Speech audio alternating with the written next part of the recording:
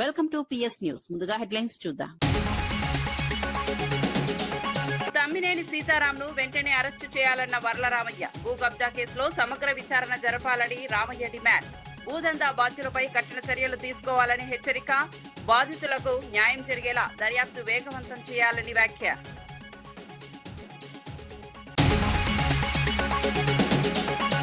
ఎల్నివో ప్రభావంపై అధికారులకు పట్టి కీలక ఆదేశాలు. ప్రత్యామ్నాయ పంటలను ప్రోత్సహించాలని అధికారులకు సూచన. త్రాగునీరు, సాగునీటిపై సమగ్ర కార్యాచరణకు పట్టి ఆదేశం. ఎల్నివో ప్రభావాన్ని ముందుగానే అంచనా వేయాలని సూచన.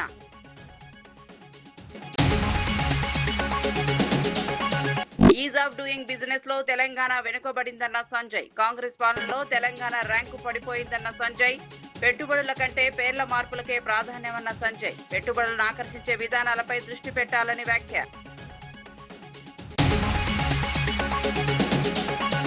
కాగ్ నివేదికతో ప్రభుత్వ వైఫల్యం బయటపడిందన్న శ్రవణ్ దాసోజు. 12,000 కోట్ల రెవెన్యూ లోటుపై ప్రభుత్వాన్ని నిలదీసిన శ్రవణ్. రేవంత్ పాలనతో రాష్ట్ర ఆర్థిక వ్యవస్థ దెబ్బతిందన్న శ్రవణ్. ప్రజా సమస్యల కంటే రాజకీయాలకే ప్రభుత్వం పరిమితమన్న వ్యాఖ్య.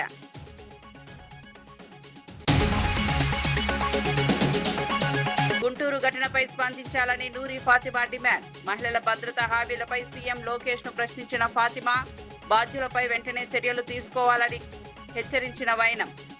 మహిళలకు పూర్తి రక్షణ కల్పించాలని డిమాండ్. ఖమ్మం కలెక్టరేట్ లో ఉప ముఖ్యమంత్రి బట్టి విక్రమార్క అధ్యక్షతన ఎల్నివో ప్రభావం, వర్షపాతం లోటు, తాగునీటి లభ్యత, సాగునీటి పరిస్థితులపై సమీక్షా సమావేశం నిర్వహించారు. మంత్రి తుమ్మల నాగేశ్వరరావుతో పాటు ఉన్నతాధికారులు, ప్రజాప్రతినిధులు సమావేశంలో పాల్గొన్నారు.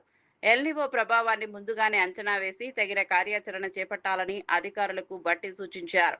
రైతులకు వాస్తవ పరిస్థితులను వివరించి నీటి లభ్యతకు అనుగుణంగా ప్రత్యామ్నాయ పంటలను ప్రోత్సహించాలని ఆదేశించారు. విద్యుత్ సరఫరా, భూగర్భ జలాల నిర్వహణపై కూడా సమగ్ర ప్రణాళికతో పనిచేయాలని అధికారులను ఆదేశించారు.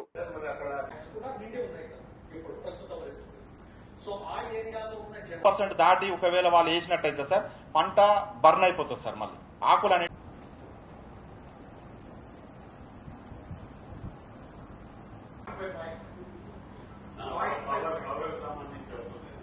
దాని మీద మనకి అక్కడి నుంచి మన ఖమ్మం ముందే రేపటి వరకు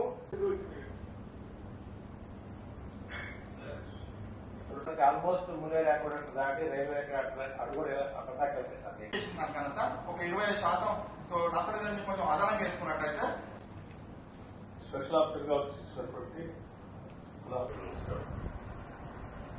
ఈ అత్యవసర సమావేశానికి గత 3 నెలలుగా ఏప్రిల్ మాసం నుంచి చేతిలో ఎంతవరకు శక్తి ఉంటే అంతవరకు ఈ యొక్క వర్షం లేకపోయింది సార్. సో ఏ మండలానికి ఆ మండలం డేటా మనం ఈ విధంగా అందిస్తే బాగుంటుంది సార్. తర్వాత పంటల సాగు పరిస్థితి కూడా కోఆర్డినేషన్ కమిటీ కరెక్ట్ గా మా దృష్టి చేసాగితే అర్బన్ ఏరియాస్ లో public health department, rural areas లో ఆర్డబ్ల్యూఎస్ డిపార్ట్మెంట్, పంచాయతీరాజ్ నుంచి చూస్తా ఉన్నారు. కావాల్సినటువంటి సలహాలు ఇచ్చుకుంటూనే అవేర్నెస్ క్రియేట్ చేయాలి. సలహాలు పాటించే అవకాశం ఉంటుంది సార్. తర్వాత వాళ్ళు సంప్రదించాల్సిన అధికారుల నంబర్ కూడా మనం క్లియర్ గా ఆ మండలి యాక్షన్ ప్లాన్ ఏం చేస్తే లిఫ్ట్ చేసుకున్నా కూడా సో దట్ మనం అప్లై చేసుకోవచ్చు sir. Agriculture department make sure in the facts perfect సంబంధించి కూడా మనం సీట్ అవైలబుల్ కూడా మనం తెచ్చుకుంటున్నాం సార్. అట్లాగే పోయిన సంవత్సరం జూన్ కి కంపేర్ చేస్తే కొంచెం ఎక్కువ వచ్చింది పంటల సాగు పరిస్థితి. అదే విధంగా సీడ్ అవైలబిలిటీ కూడా. Cultivation, so indoor cultivation compulsory practice చేయాలి సార్. వీడ్ మేనేజ్మెంట్ ఇది ఏంటంటే సార్ ఎక్కువ శాతం బట్టి ప్లాంట్స్ కాంపిటీషన్ ఎర్లీ స్టేజ్ లో డిపార్ట్మెంట్స్ సంబంధించిన బీఆర్ఎస్ ఎమ్మెల్యే డాక్టర్ సంజయ్ తెలంగాణలో పెట్టుబడుల వాతావరణంపై ప్రభుత్వాన్ని విమర్శించారు. బీఆర్ఎస్ పాలనలో రాష్ట్రం ease of doing business ranking లో 3వ స్థానం కంటే దిగజారలేదని తెలిపారు. కాంగ్రెస్ ప్రభుత్వం అధికారంలోకి వచ్చిన తర్వాత తెలంగాణ 13వ స్థానానికి పడిపోయిందని ఆరోపించారు. రాష్ట్ర అభివృద్ధి కంటే పేర్ల మార్పులకే ప్రభుత్వం ప్రాధాన్యమిచ్చిందని విమర్శించారు. పెట్టుబడులను ఆకర్షించే విధానాలపై ప్రభుత్వం దృష్టి సారించాలని సంజయ్ సూచించారు. ఆ రోజు ఒకటి చూపెడతా. Telangana rank number 1 2015-16 business reform action plan. ఆ రోజు తెలంగాణ రాష్ట్రం దేశంలో ఈజ్ ఆఫ్ డూయింగ్ బిజినెస్ లో 9.5 సంవత్సరాల్లో ఏ రోజు కూడా 3వ స్థానం నుంచి కిందికి దిగలేదు. 9.5 సంవత్సరాల్లో అంటే సులభంగా వ్యాపారం చేసుకునే రానికి ఒక రాష్ట్రంలో మనం బీఆర్ఎస్ ప్రభుత్వంలో ఉన్నప్పుడు 9.5 సంవత్సరాల్లో ఏనాడు కూడా 3వ స్థానం నెంబర్ 1లో ఉండింది, లేకపోతే నెంబర్ 2, నెంబర్ 3. ఆ రోజు మీ అందరికి గుర్తుంటది. మన ప్లాన్ ని, మన పాలసీని ఆంధ్రప్రదేశ్ రాష్ట్రం ఎట్లా కాపీ కొట్టిందంటే ఆఖరికి మన రాసిన అన్ని కూడా కాపీ కొట్టేసింది ఆ రోజు. అంత బ్రహ్మాండమైన పాలసీలు, అంత బ్రహ్మాండమైన ప్లాన్ ఉండింది మనకు. ఇవాళ ఆ రాష్ట్రాన్ని అంత బ్రహ్మాండంగా నడిపించిన రాష్ట్రాన్ని ఇవాళ ముఖ్యమంత్రి రేవంత్ రెడ్డి గారు వచ్చిన తర్వాత ఇప్పుడు 13th పొజిషన్. అంటే ఏం జరుగుతుంది దీనివల్ల? మరి వ్యాపారస్తులందరూ పారిపోతా ఉన్నారు, కొత్తగా వ్యాపారాలు ఎవరు రావట్లేదు, కొత్తగా ఇండస్ట్రీస్ ఎవరు రారు. మరి ఎందుకు ఈ పరిస్థితి జరుగుతా ఉంది? అన్నిటికంటే ఇంకో విషయం చెప్పాలి మీ అందరికి. నీతి ఆయోగ్ మొన్న కూడా మళ్ళీ టిఎస్ ఐపాస్ అంత బ్రహ్మాండమైన సిస్టమ్ ఇక్కడ లేదు అని చెప్పి మళ్ళీ పొగిడింది. ఇప్పుడు టిఎస్ ఐపాస్ అంత బ్రహ్మాండమైన సిస్టమ్ ఉన్నా కూడా మనం 13వ పొజిషన్లో వస్తున్నామంటే ఒకసారి ఆలోచించేయండి. టిఎస్ ఐపాస్ ఆ రోజు దేశంలోనే కాదు, ఆ రోజు ప్రపంచ వ్యాపారవేత్తలు కూడా, ప్రపంచంలో ఉన్న అందరి ఇండస్ట్రీస్ కూడా ఇంత బ్రహ్మాండమైన సింగిల్ విండో క్లియరెన్స్ పాలసీని మేము ఎక్కడా చూడలేదు. 15 రోజుల్లో మీకు పర్మిషన్ వచ్చే పాలసీ మేము ఎక్కడా చూడలేదు అని చెప్పి అందరు ప్రశంసించారు. ఇవాళ అంటే 2026లో కూడా ఆనాడు కేటీఆర్ గారు చేసిన పాలసీ గురించే ఇంకా నీతి ఆయోగ్ మాట్లాడుతుందంటే మనం చేసిన పాలసీలు ఎంత బ్రహ్మాండమైన పాలసీలు ఒకసారి ఆలోచించేయండి. మరి ఇవాళ కూడా నీతి ఆయోగ్ బ్రహ్మాండమైన పాలసీ అంటాంది అన్నా కూడా ఇన్వెస్ట్మెంట్ ఫ్రెండ్లీనెస్ లో మనం 13వ పొజిషన్కి పోయినామంటే మన రాష్ట్ర పరిస్థితి ఎట్లా ఉందో ఒకసారి ఆలోచన చేయండి మీరు. ఆనాడు ఐపాస్ ఇస్ ద బెస్ట్, ఇవాళ కూడా NITI Aayog S iPASS is the best అంటా ఉంది, అయినా కూడా 13th పొజిషన్ పోయిందంటే మరి దానికి కారణం ఎవ్వరు? ఒకసారి ఆలోచన చేయండి. వైఎస్ఆర్సీపీ నేత మాజీ స్పీకర్ తమ్మినేని సీతారాంను భూ కబ్జా కేసులో వెంటనే అరెస్ట్ చేయాలని టీడీపీ నేత వర్ల రామయ్య డిమాండ్ చేశారు. నకిలీ ధ్రువపత్రాలలో కోట్ల రూపాయలు విలువైన భూమిని కబ్జా చేశారనే ఆరోపణలపై సమగ్ర విచారణ జరిపి చట్టపరంగా కఠిన చర్యలు తీసుకోవాలని కోరారు. ఈ భూదందా వ్యవహారంలో ప్రధాన పాత్రులందరినీ గుర్తించి బాధ్యులపై చర్యలు తీసుకోవాలని ప్రభుత్వాన్ని విజ్ఞప్తి చేశారు. బాధితులకు న్యాయం జరిగేలా కేసులు దర్యాప్తును వేగవంతం చేయాలని వర్ల రామయ్య కోరారు. శ్రీకాకుళం కార్పొరేషన్ కమిషనర్ దగ్గర మరణ ధృవీకరణ సర్టిఫికెట్ తీసుకొని 4 కోట్ల భూ కబ్జా చేశాడు. నేను డిమాండ్ చేస్తున్నాను ఈ రోజున ఆ శ్రీకాకుళం కార్పొరేషన్ కమిషనర్ని కూడా ముద్దాయిగా చేర్చాలి. ఏమి దయ చూపించాల్సిన అవసరం లేదు ఆఫీసర్ మీద కూడా. బతుకున్న వాడిని చంపేశాడు సార్ అతను. బతుకున్న వాడిని చంపేసి డెత్ సర్టిఫికెట్ ఇచ్చిన శ్రీకాకుళం కార్పొరేషన్ కమిషనర్ని కూడా ఇందులో A10గాను చేర్చాలి. A10గా చేర్చి అతన్ని కూడా అరెస్ట్ చేయాలని మేము డిమాండ్ చేస్తున్నాం. ఈ నకిలీ ఒక కూతుర్ని క్రియేట్ చేశారు, అడబాల రజని అని. ఏమి ఎంత క్రియేషన్! నువ్వు పెద్ద సినిమా స్టోరీ రైటర్ రా బాబు తమ్మినేని. నువ్వు పరుచూరి బ్రదర్స్కి వచ్చు, వెనకబడ్డారు. నువ్వు సినిమా కథలు రాసుకోవచ్చు, నువ్వు స్టోరీస్ రాసుకోవచ్చు. నువ్వు అడబాల రజని అని ఒరిస్సాలో ఉంటుంది ఈ అమ్మాయి. ఒడిస్సాలో ఉన్న అడబాల రజని అనే అమ్మాయిని తీసుకొచ్చి నకిలీ కుమార్తె, ఈ గోవిందరాజులకి కుమార్తె అని చెప్పి ఈ అమ్మాయి పేరు మీద ఒక ఫ్యామిలీ సర్టిఫికేట్ కూడా తీసి ఇచ్చాడు తహసీల్దార్. Family certificate. ఆ ఫ్యామిలీ సర్టిఫికేట్ ఇచ్చిన తహసీల్దార్ని కూడా ముద్దాయిగా పెట్టాల. సస్పెండ్ చేయటం కాదు, they should be added as an accused. అక్కడ మున్సిపల్ కమిషనర్, ఎందుకంటే చచ్చిపోయిన సర్టిఫికేట్ ఇవ్వటండి, బ్రతుకున్న వాడికి చచ్చిపోయినట్టు. ఈ అమ్మాయి ఒరిస్సాలో ఉన్న అడబాల రజని ఈ గోవిందరాజుల కూతురు ఎట్లా అవుతుందండి? ఎంత కథ రాసావయ్యా తమ్మినేని. అంటే డబ్బు కోసం ఎంత నీచానికైనా పాల్పడతావా? డబ్బు కోసం ఎంత దిగజారుడు పనులైనా చేస్తావా మిస్టర్ తమ్మినేని? పైకి ఎంత నగనాచి కబుర్లు చెబుతాడండి. హౌస్లో మా చంద్రబాబు నాయుడు గారికి నీతులు చెప్పినట్టుగా చెప్పేవాడు ఆయన. నేను నిజమే కామోత్సవం మంచి నీతిమంతుడు కామోత్సవం అనుకున్నా. ఇదా నీ జాతకం, ఇదా నీ బండారం మిస్టర్ తమ్మినేని. అందుకే నేను కమిషనర్ని, తహసీల్దార్ని. హైదరాబాద్ లో నిర్వహించిన బీజేపీ మాజీ సైనికుల సెల్ సమావేశంలో రాష్ట్ర అధ్యక్షుడు రామచంద్రరావు పాల్గొన్నారు. ప్రధాని నరేంద్ర మోదీ నాయకత్వంలో దేశ రక్షణ రంగం మరింత బలోపేతమైందని, 1 ర్యాంక్ 1 పెన్షన్ అమలుతో మాజీ సైనికులకు విశేష ప్రయోజనం చేకూరుతుందని తెలిపారు. మాజీ సైనికులు తమ సమస్యల పరిష్కారంతో పాటు దేశ అభివృద్ధిలోనూ చురుకుగా భాగస్వాములు కావాలని పిలుపునిచ్చారు. తెలంగాణలో బీజేపీని అధికారంలోకి తీసుకురావడంతో కూడా మాజీ సైనికులు కీలక పాత్ర పోషించాలని రామచంద్రరావు కోరారు. కర్నూలు శ్రీనివాస్ గారిని నేను అభినందిస్తాను. వారిని, వారి టీంని, మొత్తం టీంని, అనిల్ సింగ్ గారు అయితే, రాజేంద్ర సింగ్ గారు అయితే, మీరందరూ కూడా వారితో కోఆపరేట్ చేసి ఈరోజు ఎక్స్-సర్వీస్మెన్ సెల్, ఇంతకుముందు బీజేపీలో సెల్స్, కొన్ని సెల్స్ మాత్రమే స్ట్రాంగ్ ఉంటుండే, కానీ ఈసారి మనం చూస్తూ ఉన్నాం ఎక్స్-సర్వీస్మెన్ సెల్ కూడా ఆ స్ట్రెంథనింగ్ పార్టీలో స్ట్రాంగ్ సెల్గా ఏర్పాటైంది. ఈ సెల్ అనేది మనం ఎక్కడికైతే ఆ ఒక ప్రొఫెషనల్ ఏరియాస్కి మనం పనిచేసేటటువంటి పార్టీ ఒక వింగ్, అడ్వకేట్కి లీగల్ సెల్, కార్మికులకు లేబర్ సెల్, అదేవిధంగా డాక్టర్స్ సెల్, ఇట్లా ఈ ఎక్స్-సర్వీస్మెన్ సెల్ కూడా అనేక సంవత్సరాలుగా ఉండే. గతంలో ఏవిఎస్ఎం రాధాకృష్ణ గారు, మాధవన్ గారు ఉంటుండే, అప్పుడు కొద్దిగా యాక్టివ్ ఉంటుండే, కానీ ఇప్పుడు ఇంకా ఈరోజు దానికన్నా యాక్టివిటీస్ పెరిగినాయి ఉన్నాయి. శ్రీనివాస్ గారి నాయకత్వంలో చాలా బాగా చేస్తూ ఉన్నారు. నిజంగా సంతోషంగా ఉన్నది. ఈరోజు ఎక్స్-సర్వీస్మెన్ అందరూ కూడా ఇంత పెద్ద ఎత్తున ఇక్కడ రావటము, జిల్లాకు కమిటీలు కావటము, మీ అందరినీ ఒకటే కోరుతాను, యాక్టివ్గా ఉండాలి. మనం ఎక్స్-సర్వీస్మెన్ సంబంధించిన అనేక ప్రాబ్లమ్స్ ఉన్నాయి. నేను ఎమ్మెల్సీగా ఉన్నప్పుడు ఆ రోజు ప్రతి ఒక్క జిల్లా కలెక్టర్లో రిటైర్డ్ ఎంప్లాయీస్కు, అంటే ఎక్స్-సర్వీస్మెన్లకు ఒక బోర్డు ఉంటుండే. దాంట్లో చాలా సమస్యలు కూడా వస్తుండే ఉంటాయి.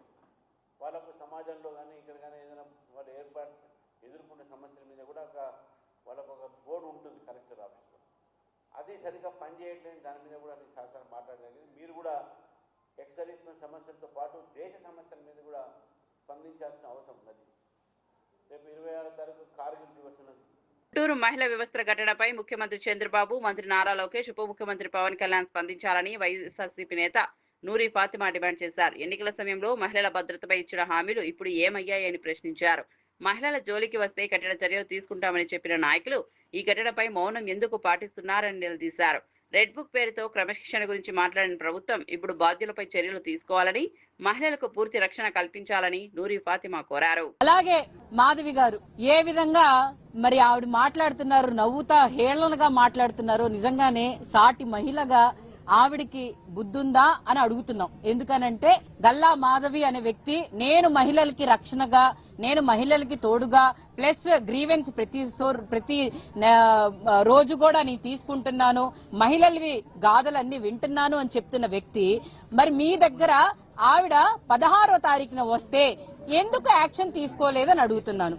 ఎందుకు 16వ తారీఖున మీరు యాక్షన్ తీసుకోకుండా ఎందుకు ఆయన్ని తూతూ మంత్రంగా 17వ తారీఖున సస్పెండ్ చేశారని చెప్పి లెటర్ ఇచ్చేశారు. మరి అలాగే 15వ తారీఖున మధ్యాహ్నం ఆ కుటుంబం అంతా స్టేషన్ కి వెళ్లినప్పుడు దాదాపుగా 4-5 గంటలు ఆ ఇంట్లో వాళ్ళు స్టేషన్ లోనే కూర్చోబెట్టి ఎందుకు వాళ్ళ మీద కేసులు కట్టలేదు, మల్లెల మూర్తి అనే వ్యక్తి మీద ఎందుకు కేసు కట్టలేదు, బైండ్ ఓవర్ ఎందుకు చేయలేదు, అది చెయ్యకపోవటానికి కారణం ఎమ్మెల్యే గారు. ఎందుకనంటే అనుచరులు కదా వీళ్ళంతా. మల్లెల మూర్తి టీడీపీకి సంబంధించిన నాయకుడు.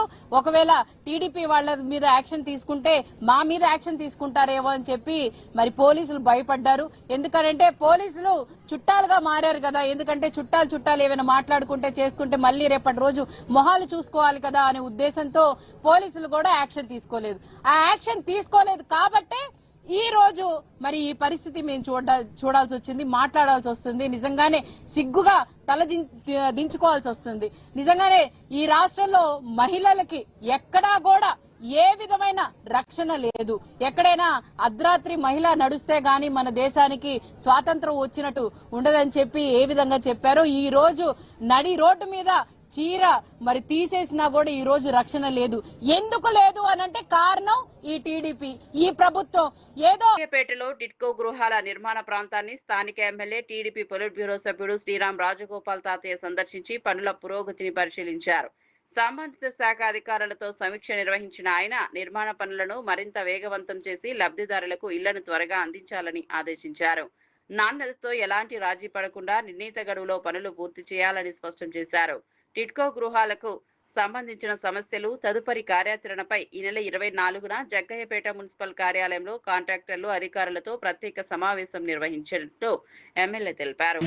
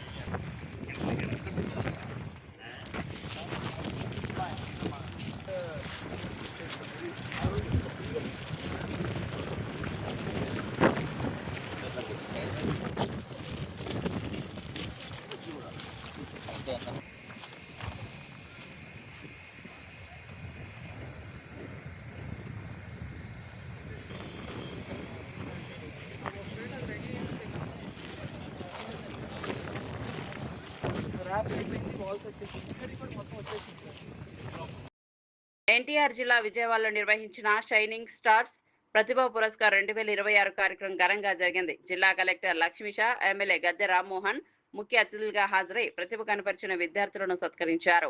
జిల్లాలోని 20 మండలాల నుంచి ఎంపికైన 135 మంది 10వ తరగతి, 45 మంది ఇంటర్ విద్యార్థులకు పథకం, 20,000 నగదు బహుమతి, ప్రశంసా పత్రాలను అందజేశారు. చిన్న ప్రోత్సాహం కూడా విద్యార్థుల భవిష్యత్తును మార్చగలదని కలెక్టర్ పేర్కొన్నారు. వికసిత్ భారత్ లక్ష్య సాధనలో విద్యార్థులు కృషి చేసి దేశానికి గర్వకారణంగా నిలవాలని పిలుపునిచ్చారు.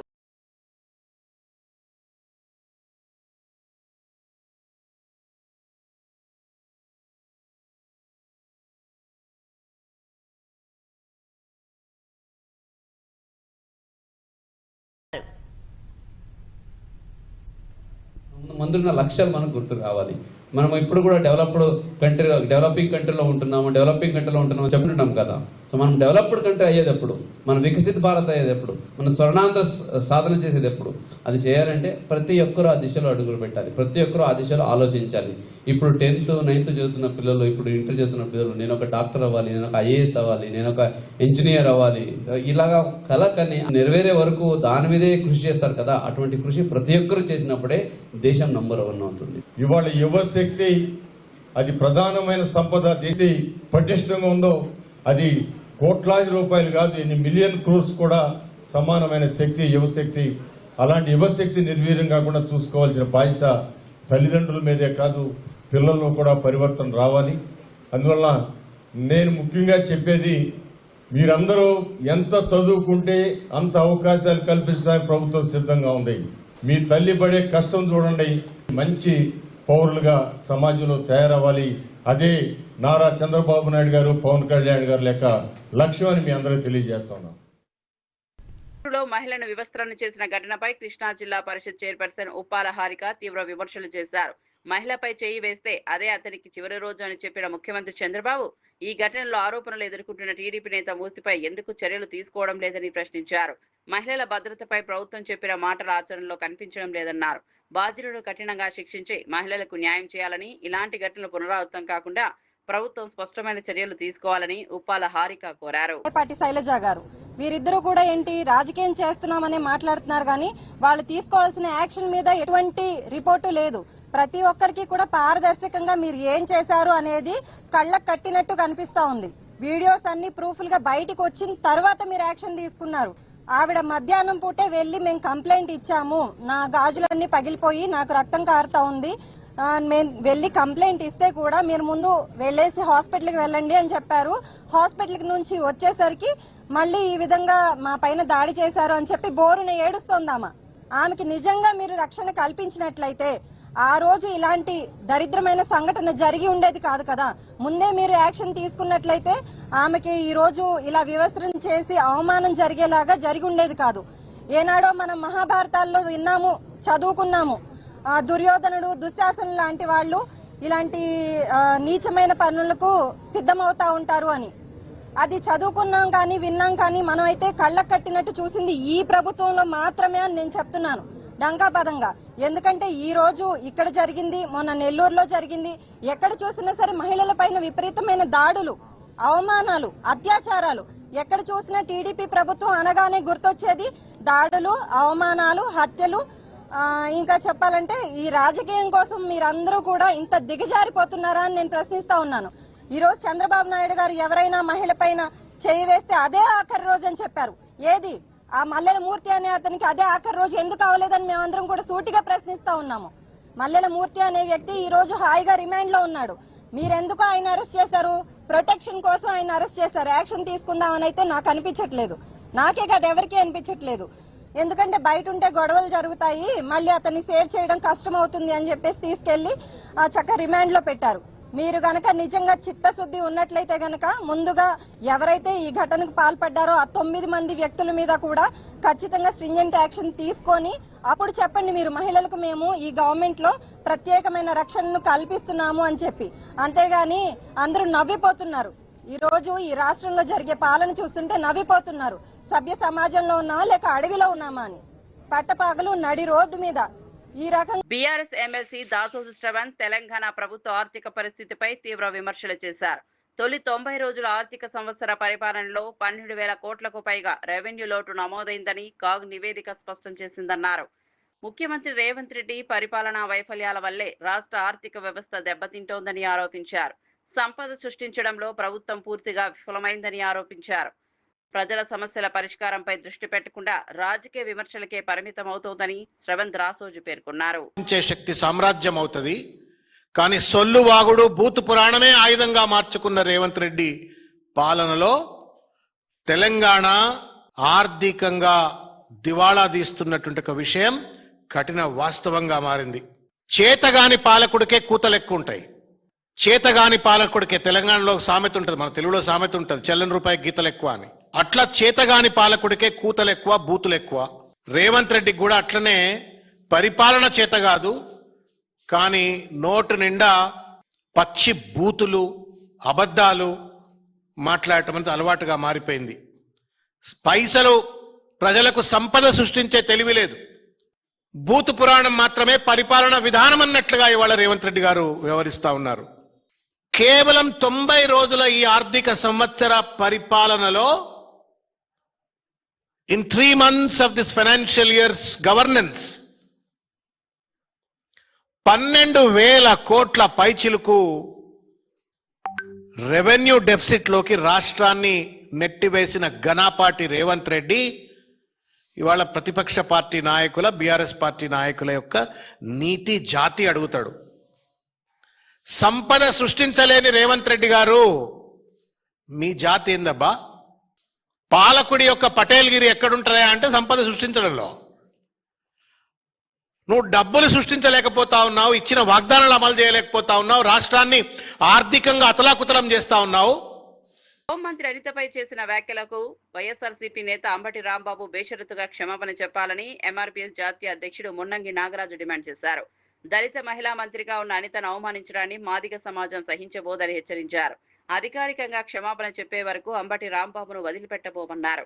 అలాగే వైఎస్ఆర్సీపీ అధ్యక్షుడు జగన్ వెంటనే అంబటి రాంబాబుపై పార్టీ పరంగా క్రమశిక్షణ చర్యలు తీసుకోవాలని మున్నంగి నాగరాజు కోరారు.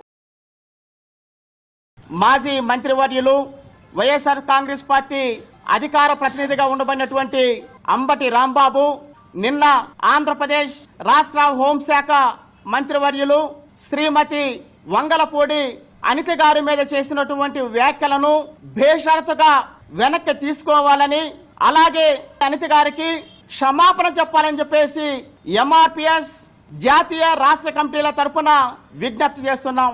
జగన్మోహన్ రెడ్డి గారు వెంటనే దీనిపై స్పందించి అంబటి రాంబాబు గారి చేత బేషరతుగా క్షమాపణ గాని చెప్పించకపోతే మీరు ఈ వ్యాఖ్యలను మీరు ప్రోత్సహిస్తున్నట్లుగా మేము భావించవలసి వస్తుంది.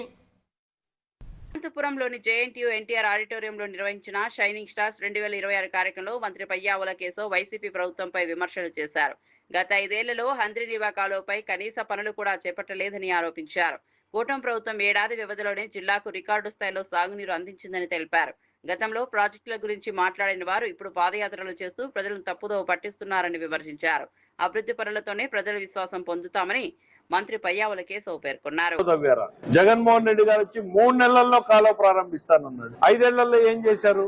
ఇవాళ మేము చిత్తశుద్ధితో ఉన్నాం, పని చేస్తా పోతున్నాం, రికార్డు స్థాయిలో నీళ్లను తీసుకొచ్చాం, ప్రజల కోసం పనిచేస్తున్నాం. ఇంకా చేయాల్సింది ఎంతో ఉంది అని బాధ్యతగా ఉన్నాం. శాఖాపరంగా అడుగుతాం.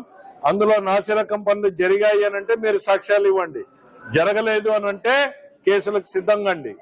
బట్టగాల్చి ముఖానేసి జరిగే మంచికి కూడా చెడును పూసేటువంటి ప్రయత్నం చేస్తే ప్రభుత్వం ఊరికే ఉండదు. ఆత్మసాక్షిగా ఒక మాట, సాక్షి కోసం ఒక మాట వద్దు విశ్వేశ్వరరెడ్డి. నీ మనసులో మాట ఏందో నువ్వు ఇంటర్నల్ గా చెప్పుకున్నావు. మీ వాళ్ళు మేలుకుని లైవ్ ఆపేశారు. బయటకు వచ్చి మళ్ళీ ఆ సాక్షి కోసం మాట్లాడతావు. సాక్షి కోసం కాదు, ఆత్మసాక్షిగా మాట్లాడు, ప్రజల కోసం పనిచేయి. ఆంధ్రప్రదేశ్ లో మహిళల భద్రత పూర్తిగా దెబ్బతిందని మాజీ మంత్రి విడుదల రజని ఆరోపించారు. అధికార మదంతో టీడీపీ నేతలు మహిళలపై దాడులకు పాల్పడుతున్నారని విమర్శించారు. గుంటూరులో మహిళలపై 2 సార్లు దాడి చేసి వివస్త్రణ చేసినా పోలీసులు వెంటనే స్పందించలేదని అన్నారు. సీసీటీవీ దృశ్యాలు వెలుగులోకి వచ్చిన తర్వాతే కేసు నమోదు చేశారని ఆరోపించారు. మహిళలకు రక్షణ కల్పించడంలో ప్రభుత్వం పూర్తిగా విఫలమైందని, బాధ్యులపై కఠిన చర్యలు తీసుకుని బాధితురాలికి న్యాయం చేయాలని విడుదల రజని డిమాండ్ చేశారు. మేమంతా ఉన్నామని చెప్పి ఒక మారల్ సపోర్ట్ గా నిలబడడం జరిగింది. అలాగే వారి కుటుంబాన్ని కూడా పరామర్శించి అసలు ఏం జరిగింది, ఈ గొడవ ఎలా మొదలైంది, ఏమేం జరిగింది అని వారి మాటల్లో అడిగి తెలుసుకోవడం జరిగింది.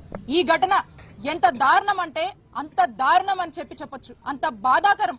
ఇలాంటి ఘటన ఈ రోజున మన ఆంధ్రప్రదేశ్ రాష్ట్రంలో నెలకొందంటే ఇది ఖచ్చితంగా ముమ్మాటికి ఈ గవర్నమెంట్ ఫెయిల్యూర్. పోలీసులంటే భయం లేక అధికార మదంతో మితిమీరిపోయి ఎక్కడ ఇంత కూడా కొంచెం కూడా ఇది తప్పు అని ఆదం మర్చిపోయి మరి టీడీపీ నాయకులు ఏ విధంగా కూడా ఈ మహిళ మీద వారి యొక్క కుటుంబం పట్ల వ్యవహరించారో మనం అందరం కూడా చూస్తున్నాము. ఈ ఇన్సిడెంట్ చాలు బీహార్ ని మించి ఈ రోజు ఆంధ్రప్రదేశ్ రాష్ట్రంలో ఏ విధంగా ఈ ప్రభుత్వం వచ్చాక మరి టీడీపీ వాళ్ళు గుండాల్లాగా రౌడీల్లాగా చెలరేగుతున్నారో ఇదే ఇన్సిడెంట్ అందరికీ కూడా ఒక నిదర్శనం అని చెప్తా ఉన్నాను.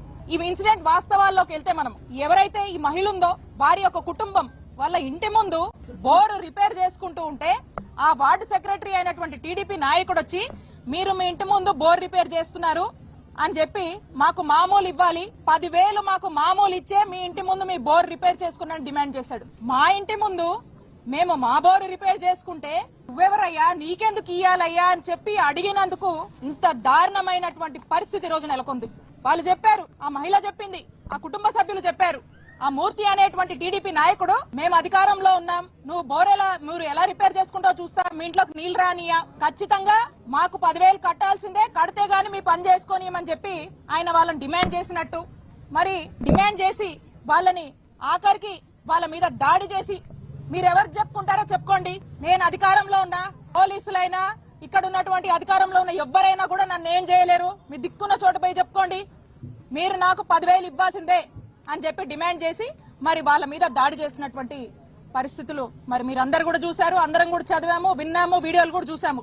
అయితే ఈ గొడవ జరగగానే వెంటనే ఆ ఫ్యామిలీ మెంబర్స్ అందరూ కూడా ఆ మహిళా కుటుంబ సభ్యులందరూ కూడా వెళ్లి పోలీస్ స్టేషన్ లో కంప్లైంట్ ఇచ్చారు. కంప్లైంట్ ఇస్తే పోలీసులు చాలా లైట్ తీసుకొని అది కూడా టీడీపీ వార్డ్ సెక్రటరీ అండి అని వీళ్ళు చెప్పడంతో ఇది అధికార పార్టీ కదా కాబట్టి మనం పెద్ద జోక్యం చేసుకోవద్దు అనుకున్నారో ఏంటో గానీ టీడీపీ అనగానే ఇక పోలీసులు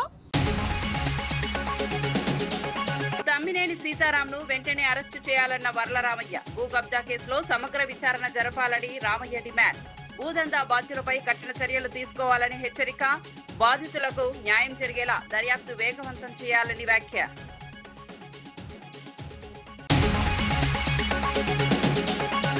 ఎల్నివో ప్రభావంపై అధికారులకు పట్టి కీలక ఆదేశాలు. ప్రత్యామ్నాయ పంటలను ప్రోత్సహించాలని అధికారులకు సూచన. త్రాగునీరు, సాగునీటిపై సమగ్ర కార్యాచరణకు బట్టి ఆదేశం. ఎల్నివో ప్రభావాన్ని ముందుగానే అంచనా వేయాలని సూచన.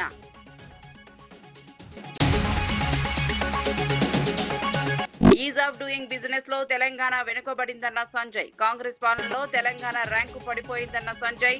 పెట్టుబడుల కంటే పేర్ల మార్పులకే ప్రాధాన్యమన్న సంజయ్. పెట్టుబడులను ఆకర్షించే విధానాలపై దృష్టి పెట్టాలని వ్యాఖ్య.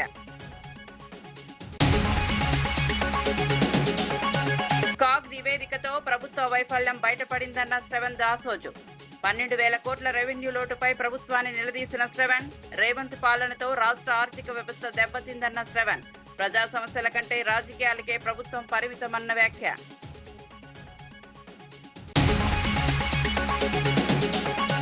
గుంటూరు ఘటనపై స్పందించాలని నూరి ఫాతిమా డిమాండ్. మహిళల భద్రత హామీలపై సీఎం లోకేష్ ను ప్రశ్నించిన ఫాతిమా.